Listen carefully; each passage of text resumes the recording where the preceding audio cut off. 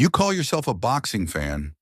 You've got the posters, you pay for the pay-per-views, and you scream at the TV when the judges' scores are read.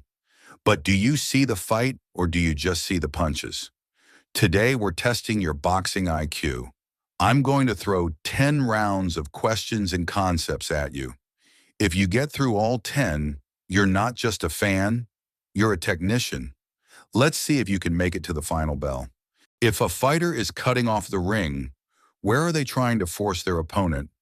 A, to the center, B, to the ropes, C, to the corners? The answer is C, the corners. Casuals think the ropes are the danger zone. Pros know the ropes are a highway. You can slide along them. But the corner is a dead end.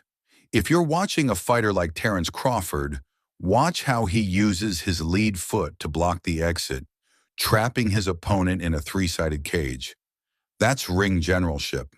Which punch is statistically the most important in 90% of championship fights? If you said the left hook or the overhand right, you're dreaming. It's the jab. But here's the IQ test. Why?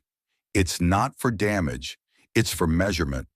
A master like Vladimir Klitschko or Lennox Lewis used the jab as a stiff arm to keep opponents at a specific mathematical distance. If their jab touches you, they know exactly how far they need to extension their power hand to knock you out. Can you name the big four sanctioning bodies? It's the WBC, green belt, the WBA, black/gold, the IBF, red/gold, and the WBO, burgundy. Here's what fans must know.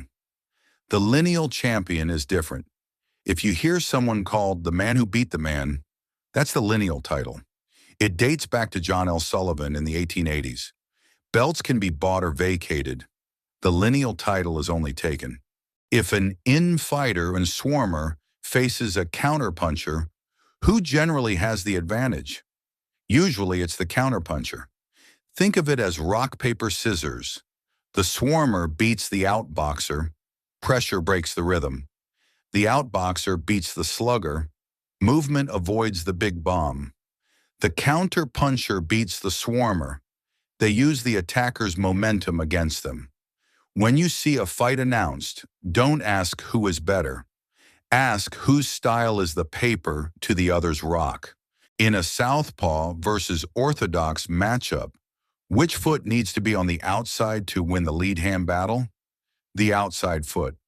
This is the lead foot war. If the southpaw gets their right foot to the outside of the opponent's left foot, it lines up their power, straight left hand, perfectly with the opponent's chin. If you see two fighters stepping on each other's toes, that's not an accident. That's the battle for the dominant angle. If a fighter lands 100 light pokes, but their opponent lands 10 massive head-snapping power shots, who wins the round? Usually the power puncher. Under the 10-point must system, judges look for effective aggression. Walking forward isn't aggression if you're getting hit. Landing clean, hard shots carries more weight than pitter-patter volume. If you want to judge like a pro, stop looking at the punch stats and start looking at who is hurting whom. What causes a knockout? Is it the force of the punch or the rotation of the head? It's the rotation. The brain is suspended in fluid. A knockout happens when the head snaps suddenly, causing the brain to strike the inside of the skull. This is why the punch you don't see is the one that KOs you. If you see it coming, your neck muscles brace. If you don't, lights out. Why do fighters weigh in 24 hours before the fight instead of right before they enter the ring? Rehydration.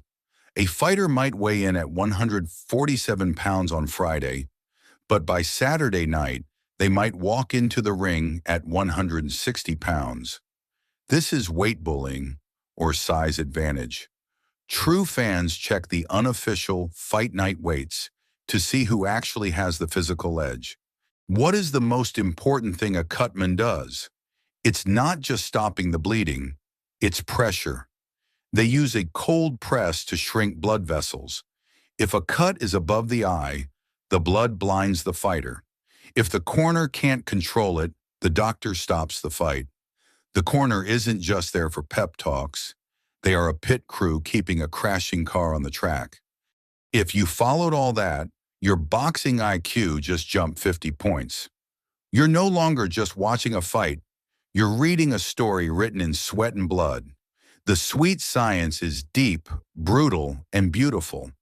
Now go back and watch your favorite fight again. I bet you'll see something you never noticed before.